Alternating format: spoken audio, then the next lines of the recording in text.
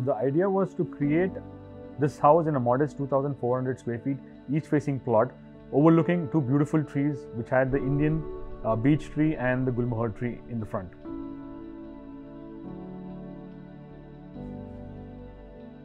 Architecture cannot be explained, it has to be experienced. And being a firm believer in God is in the details, that's what drives Techno Architecture's projects all through.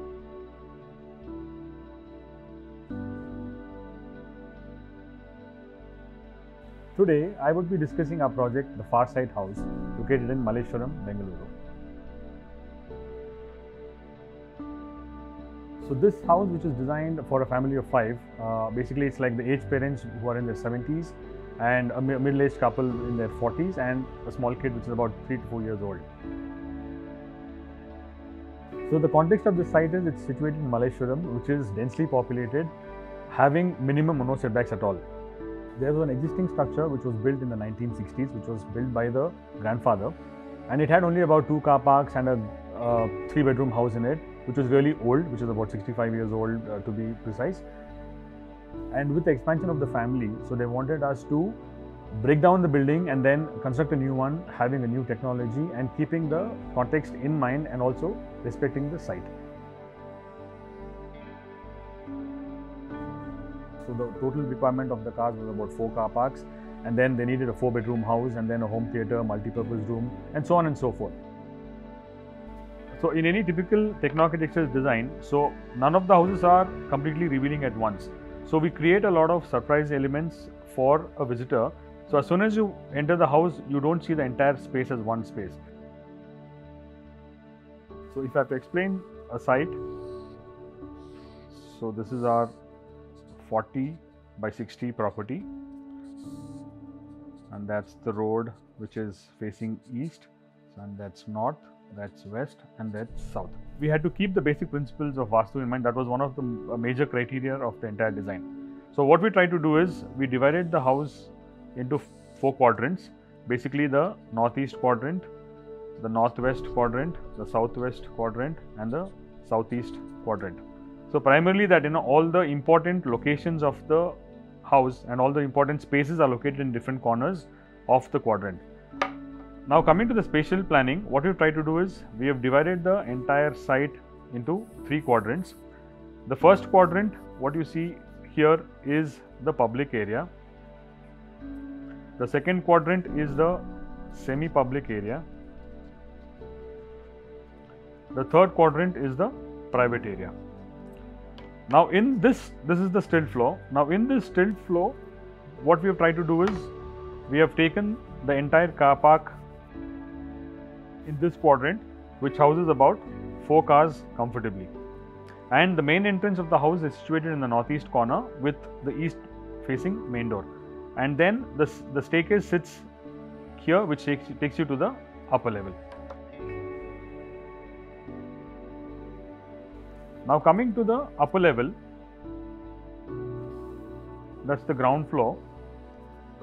So again the road which faces the east. So here what we've tried to do is again the same sequence of the 3 grids. We've taken the quadrant, we've broken the quadrant, and then the entire northeast quadrant we opened up to a sit out or a balcony, which in turn overlooks into the 2 big trees, which was a blessing in disguise, which is the Indian beech tree and then the Gulmohar tree. So in the entire planning is come up in such a way that we have kind of touched upon the courtyard kind of a feel in the design, but done in a very different way. So the whole courtyard design was actually interpreted in such a way that every single space of garden overlooks into the tree in connection to the house. So the idea was basically to merge the existing tree on the street to become part of the design for us. So then this quadrant became the living room, then you had the dining space in this area, then you had the kitchen here, then you had the storeroom and the utilities, and the bedroom in this southwest quadrant, which is again part of the Vastu principle.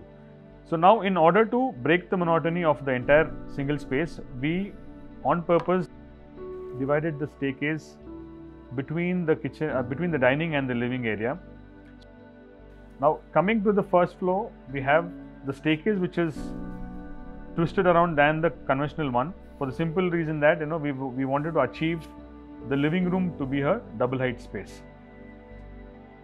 So from this becomes the family area. Now from the family area you overlook down into the living room,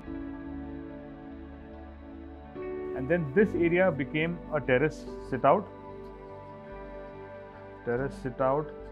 Again overlooking into the below garden area, again having its spatial connection and connection to the big tree onto the northeast quadrant. The private spaces of the bedrooms again became in the southwest quadrant, and then the toilets and the services became in this northwest quadrant here. Now coming to the second floor,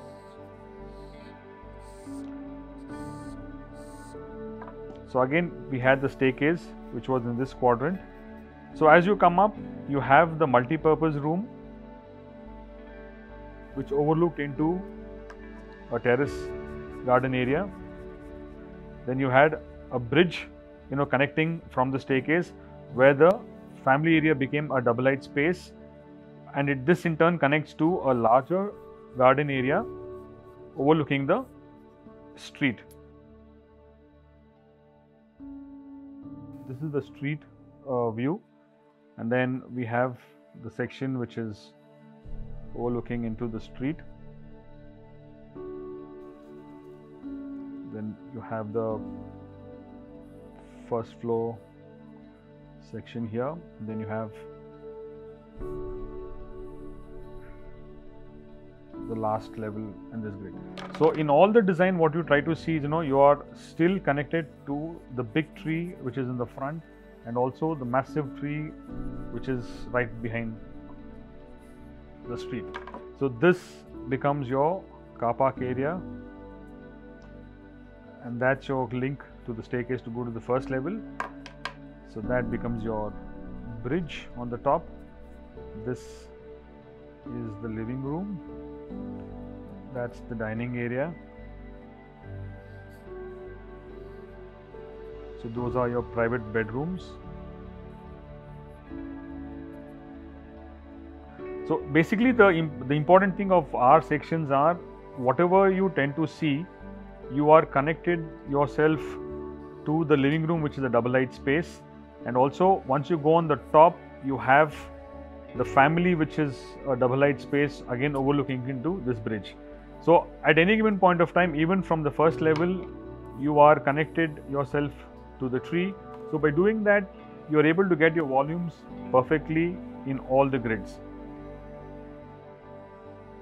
Now coming to the terrace gardens, what we would like to show you is, all the terrace gardens what you see in the upper level are all interconnected to each other in a step kind of a form, again which overlooks into the street.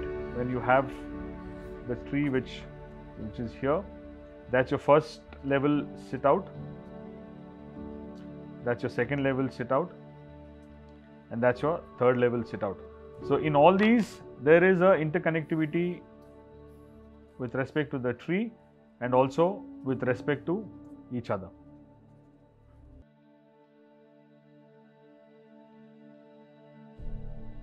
So we wanted to make sure that the materials also are in sync with the design. So keeping in mind the heritage tag of what Malleshwaram carries during its many years of existence, so we really decided that the materials should be of utmost earthy and rustic in nature. So that's how we pondered upon the materials of exposed brick, exposed concrete and jalis. Another important material which I want to stress on the point is for the elevation is the use of the jali work here. So by using this, it's clay jali which is used, and it creates an excellent variation of light and shadow effect in the building.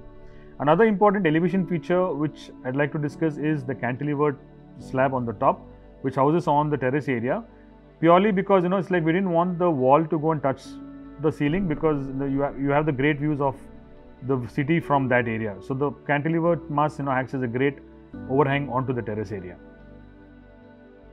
So what we try to do is, we have accommodated the right amount of skylights in the building at different locations at very important positions to capture the natural sunlight into the house. So for example, we created the skylight in the northeast corner to capture the morning light. Whereas when it comes to the afternoon light, we have created a skylight towards the bedroom and the dining area. Whereas in the evening, we have created a skylight which captures into the private spaces at the backside. With the extensive list of requirements and the limitations in the dimensions of the property, the spatial planning and the choice of materials leaves a sense of freshness to the user. The ground floor and the first floor had no great views because of the surrounding buildings next door. The entire space overlooked into the street. But one good thing about the whole design process was, as we went to the terrace floor, the entire scene changed, which was actually a surprise even to us. The whole view of Bangalore was actually really good. So, and the views were far stretched, hence the name Farsight House.